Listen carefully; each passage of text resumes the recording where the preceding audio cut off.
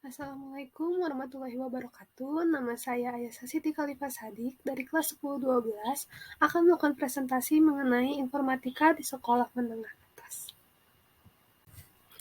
Di sini ada daftar isi mengenai yang akan saya presentasikan. Yang pertama ada mengenal informatika, yang kedua ada informatika dan revolusi industri, yang ketiga ada alasan siswa belajar informatika, yang keempat ada bidang-bidang pengetahuan informatika, dan yang kelima ada informatika dan profil pelajar Pancasila. Yang pertama ini kita memasuki bab mengenal informatika. Jadi informatika ini adalah bidang ilmu yang mempelajari studi, perancangan, dan pembuatan sistem komputasi, serta prinsip-prinsip yang menjadi dasar perancangan tersebut. Landasan berpikir untuk belajar informatika dinamakan berpikir komputasional, yang merupakan suatu kerangka dan proses berpikir yang mencakup perangkat keras, perangkat lunak, dan menalar.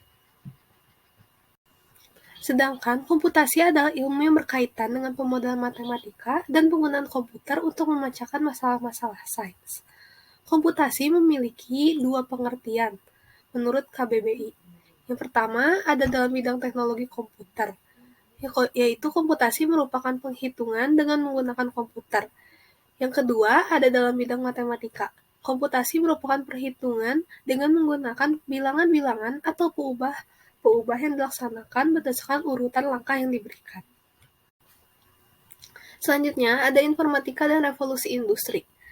Revolusi 4.0 sendiri muncul di abad ke-21 dengan ciri utama yang ada adalah penggabungan antara informasi serta teknologi komunikasi ke dalam bidang industri. Dalam industri 4.0, banyak hal dilakukan oleh manusia dengan memanfaatkan mesin cerdas berbasis komputer dan internet. Masyarakat sekarang ini disebut masyarakat 5.0 karena hidup di dunia fisik sekaligus di dunia cybermaya saat melakukan kegiatan daring. Nah, selanjutnya, mengapa sih siswa harus belajar informatika? Karena di dunia industri semakin banyak hal yang dilakukan dengan bantuan teknologi komputer. Di masa depan juga akan lebih banyak lagi peran teknologi dalam kegiatan manusia, sehingga siswa sangat perlu untuk belajar informatika untuk mendapatkan lapangan pekerjaan di masa depan. Selanjutnya ada bidang-bidang pengetahuan informatika, yaitu ada 8. Tetapi dalam kelas 10 kita hanya mempelajari 7 materi. Yang pertama ada berpikir komputasional, yaitu berfokus pada persoalan yang solusinya membutuhkan program komputer, sehingga perlu mempelajari tentang strategi penyelesaian persoalan yang tidak intuitif dan naif, tetapi yang didasari bagaimana komputasi akan dilakukan dengan lebih efisien dan optimal.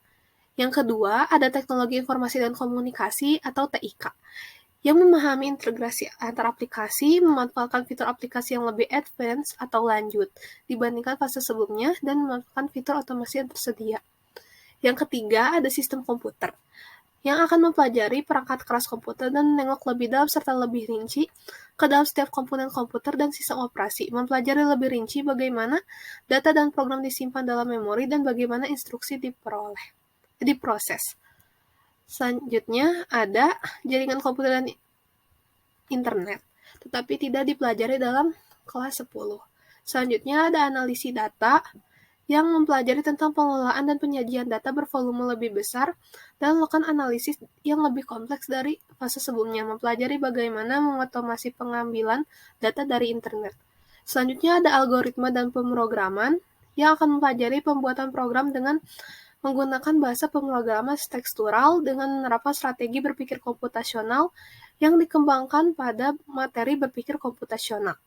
Selanjutnya, ada dampak sosial informatika yang akan mempelajari tentang dampak informatika di berbagai bidang, di antaranya bidang ekonomi, hukum, dan keterbukaan informasi. Yang selanjutnya ada praktikalitas bidang, yaitu yang mempelajari cara bekerja sama secara kolaboratif untuk membuat rancangan solusi persoalan sosial yang harus mengandung perangkat lunak aplikasi. Berdasarkan gambaran umum tadi, dapat disimpulkan bahwa informatika fase SMA akan membahas secara lebih mendalam dan praktiknya lebih banyak menggunakan komputer dan perkakas yang sesuai dengan bidang yang dipelajari. Selain itu, proyek-proyek yang dikerjakan memiliki cakupan yang lebih luas dan menuntut siswa menggali permasalahan secara lebih mendalam untuk merancang dan menghasilkan solusi yang efektif dan efisien. Yang terakhir, ada informatika dan profil pelajar Pancasila yang sesuai dengan kurikulum yang saat ini kita gunakan. Melalui mata pelajaran informatika, siswa akan belajar dan menumbuhkan karakter pelajar Indonesia yang baik yang dirumuskan sebagai profil pelajar Pancasila. Yang pertama, ada beriman, bertawakal kepada Tuhan Yang Maha Esa, dan berakal mulia. Yang kedua, berkebinekaan global. Yang ketiga, mandiri. Yang keempat, bergotong royong. Yang keempat, bernalar kritis. Dan yang terakhir ada kreatif. Mungkin cukup sekian presentasi dari saya. Mohon maaf bila ada kesalahan, dan terima kasih telah mendengarkan. Wassalamualaikum warahmatullahi wabarakatuh.